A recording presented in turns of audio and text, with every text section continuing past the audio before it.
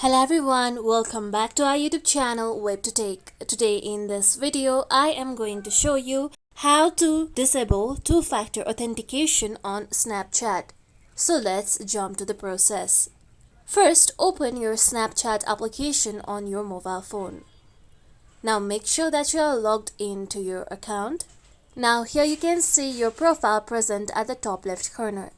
Tap on it. Now here tap on the setting icon present at the top right corner. Now here you can see two-factor authentication option, tap on it. Now here you can see my text verification is turned on. So tap on the verification or the authentication process that has been turned on. After this, tap on disable option. With this, now your two-factor authentication will be turned off.